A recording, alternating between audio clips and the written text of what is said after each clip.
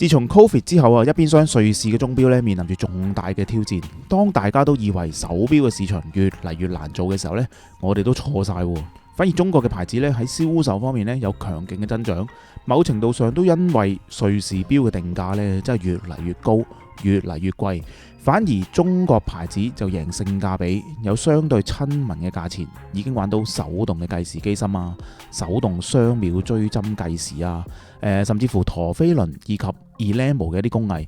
嗱，佢哋嘅目標顧客群呢，其實就好明確嘅，就係一班真心中意手錶，思想比較開放嘅一班錶友。佢哋真係唔介意或者想嘗試一下中國牌子嘅嗰一班人。嗱，唔好睇少呢一班客源。其實一啲都唔少嘅，絕對亦都解釋咗點解呢瑞士錶近年呢真係越嚟越難做咁嘅樣啊！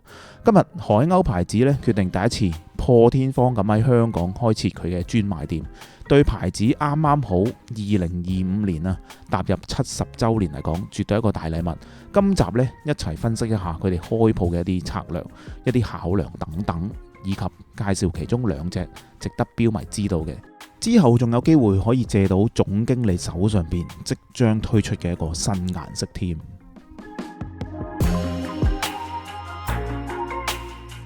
咁呢一日呢，就係2025年12月6日嘅，講得上喺海鷗牌子70週年嚟開鋪，意義呢顯得特別重大。先講下呢個位置先，超級重要嘅一個位置，亦都好吸引，因為一開呢，就開咗喺香港嘅核心地段，就係尖沙咀嘅彌敦道。仲要地鋪添。如果你搭地鐵嘅話呢，咁梗係尖沙咀站啦嘅 C2 出口，向九龍公園方向嗰邊行呢，1分鐘就到噶啦，非常之方便嘅。咁啊，雖然個鋪頭呢就唔係好大，但係已經係最旺最多遊客嘅呢段路噶啦。隔離更加係勞力士，你話幾咁犀利？嗱，簡約務實嘅一個剪彩儀式，由海鷗嘅董事長兼總經理呢徐創月先生為海鷗喺香港打開新嘅一頁，更加為大家準備咗一段好精簡嘅致辭。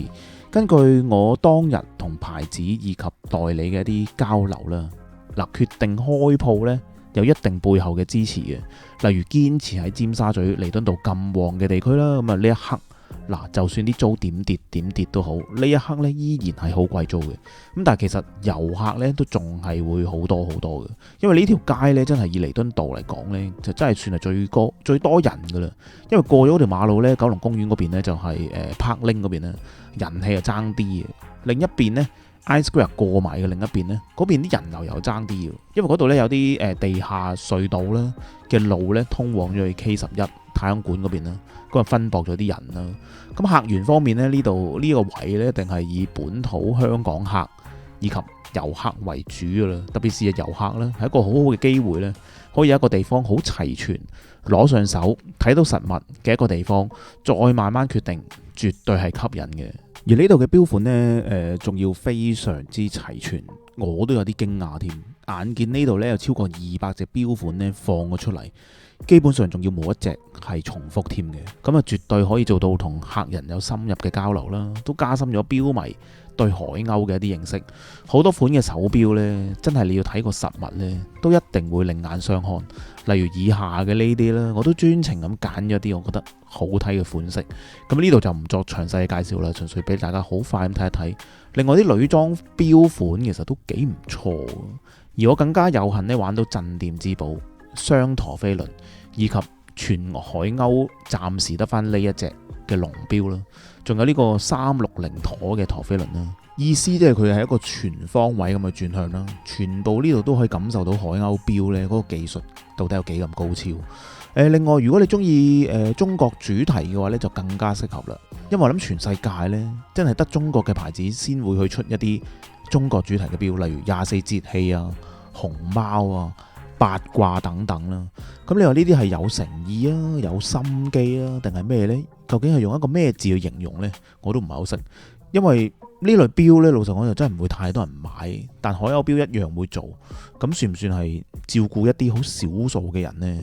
咁啊，最後當然係一個最佳嘅講個位置啦。無論對香港客啊、遊客啊，甚至乎國內客都一樣得嘅。對成個海鷗嘅牌子呢，都會起到一個牌子形象嘅建立啦。相信我諗睇緊片嘅你都不禁會覺得，哇！海鷗錶都真係已經唔係一個簡簡單單嘅中國嘅牌子，而係一個一步一步咁邁向國際嘅一個牌子。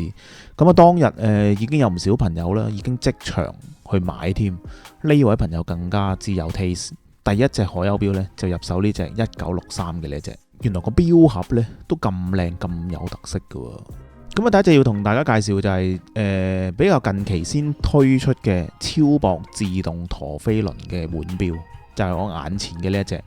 採用一個好斯文 Jazz Watch 嘅設計語言啦，成隻手錶咧，其實佢係用一個千年古琴作為一個靈感嘅，例如錶盤嘅嗰啲立體凹凸嘅紋啦，模仿翻千年古琴嘅啲滄桑嗰啲斷紋啦。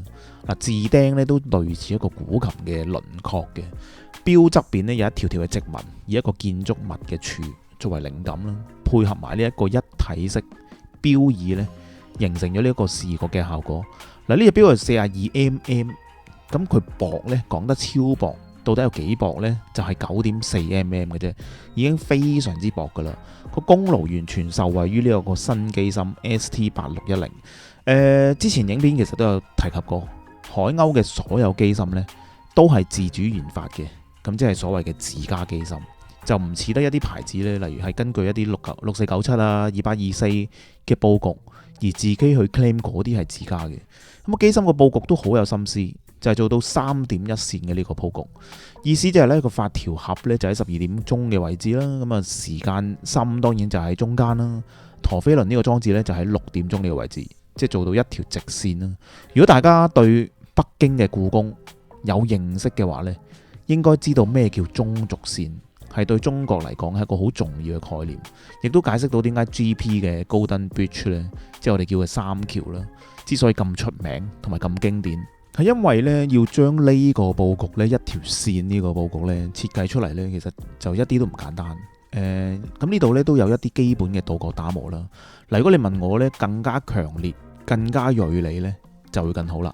咁喺呢度呢，我有一個位呢，就想挑剔一下，就係陀飛輪嘅嗰個橋呢，我覺得無論設計上啊，或者打磨上呢，我覺得可以花一啲功夫呢去美化一下佢呢，咁就再靚啲啦。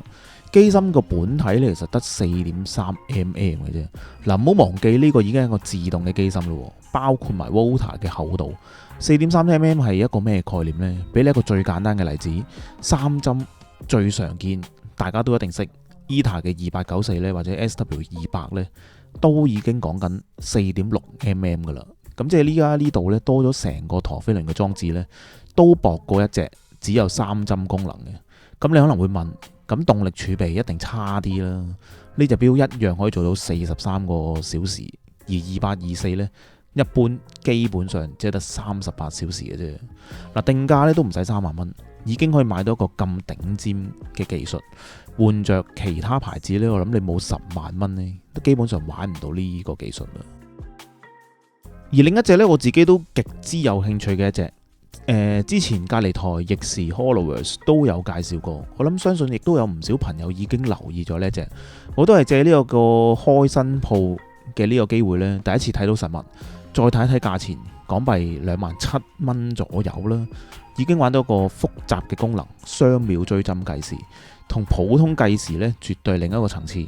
換着瑞士嘅牌子呢，更平更抵玩呢，我諗都要起碼8萬至10萬蚊起跳，即係大約歸零嗰個級數度啦。依家非常商業嘅價錢，一樣可以玩到。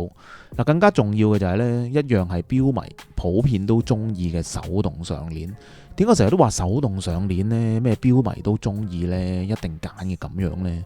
係因為手上鏈呢，通常都有一個華麗嘅佈局，海鷗呢都冇令人失望。呢個價錢呢，淨係買機芯佈局都值回票價。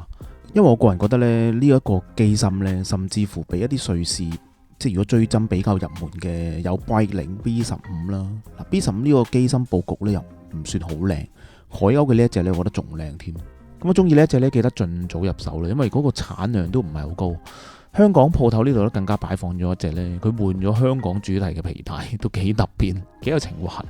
之後更加會推出一個深藍色嘅錶盤，暫時呢刻仲未推出，但有幸喺總經理嘅手上借到嚟睇。實物睇呢，就係一個好深嘅藍色，近乎黑色嘅。咁反而我覺得呢一隻錶呢，嗰個深色面我覺得更加之靚，因為嗰個同嗰個標色嗰啲嗰個標盤嗰啲 index 咧就更加之對比，聽牌子講咧，呢個機芯咧更加會有打磨上嘅升級，實在非常令我期待啊！咁啊，最後喺呢度再次恭喜海鷗錶首次進軍香港，開設呢個專門店，係一個時代嘅開始。